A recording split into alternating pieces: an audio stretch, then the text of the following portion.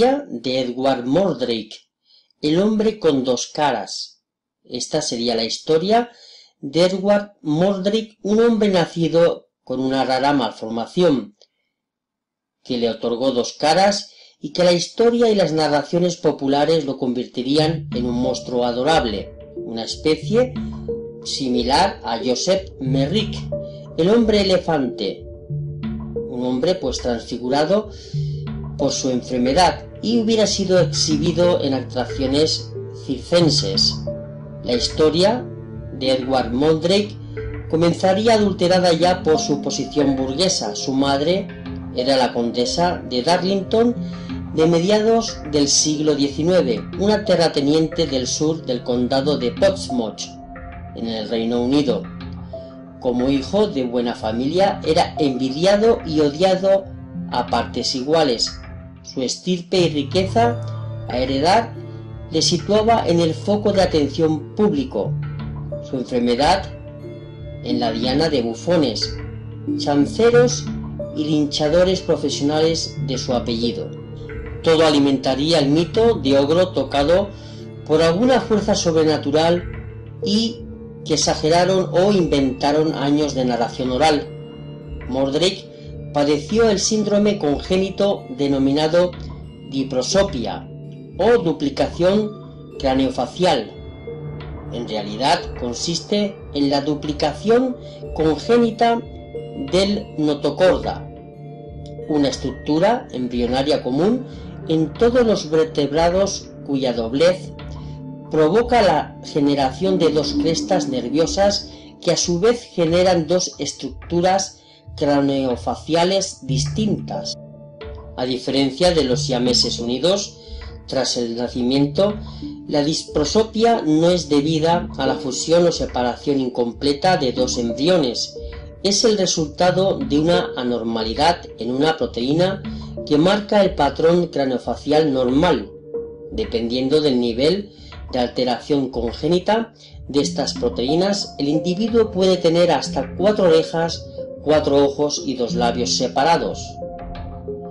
Esta duplicidad estructural puede llegar a dar algo de movimiento a las caras atrofiadas. Edward tenía una estructura dominante completamente sana, su cara normal expresiva, y junto a ella su cara añadida semiexpresiva, con músculos y nervios mal desarrollados y atrofiados desde el nacimiento.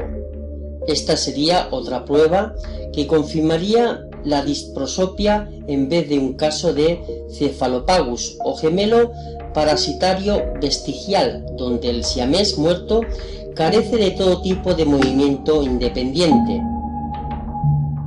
La excusa científica del movimiento residual convertiría el segundo rostro de Edward en una especie de otro yo, que según la leyenda atormentaba a su cara dominante, con muecas y signos de expresión condicionados por el comportamiento de Edward.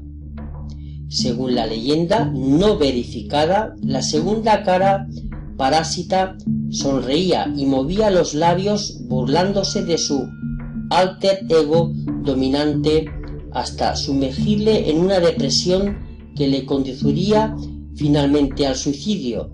Según la mitología popular, la otra cara tenía una voz tenue que solo Edward podía escuchar. Sus ojos estrábicos nunca se cerraban, pero podían llorar y seguir la mirada de todo aquel que lograra fijarse en ella. Mordrake aseguraba también que padecía insomnio debido a los odiosos susurros con los que su gemela diabólica le torturaba por las noches. En un supuesto testimonio de Edward Mordrake apareció en 1900 en el Almanaque de Medicina Anomalías y Curiosidades de la Medicina, de George M. Gould. Se podría leer: la imaginación no puede concebir las tentaciones espantosas en las que me envuelve.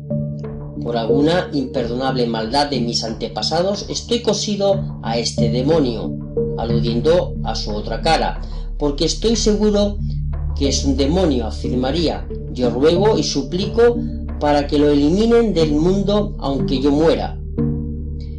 Evidentemente, esto no sería cierto, como tampoco sería cierto que la segunda cara fuera una hermosa mujer, como cuentan casi todas las versiones. La diprosopia se basa en el desarrollo de un solo tipo de genes con el sexo ya definido antes de la duplicación del notocorda, lo que probablemente sumiría en una depresión a su dueño es el aspecto, los movimientos o tics involuntarios de su otra cara, la marginación social y la condición envidiada que ejercía la sociedad que le tocó vivir.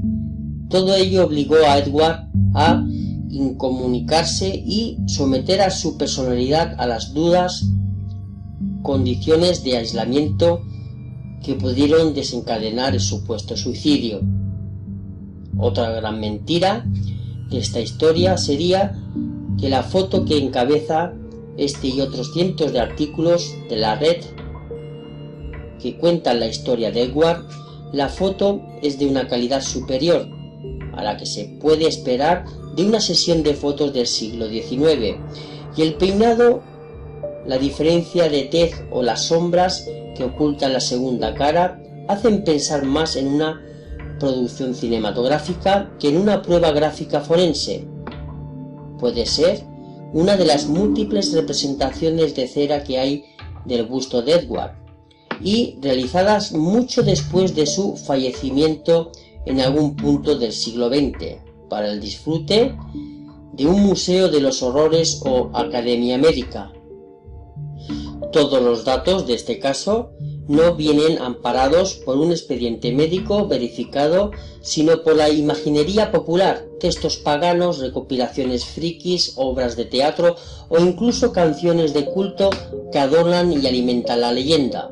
El texto principal, en el que se basa casi todos los demás, es la obra de George M. Gould, antes comentada, que no aporta nada a un testimonio entrecomillado, a falta de método científico que verifique la historia. Solo puede hacerse un análisis desde el sentido común y la llamada navaja de Occam.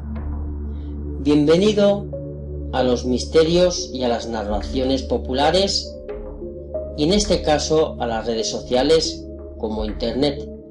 Un saludo a todos y gracias por vuestra visita. Adiós.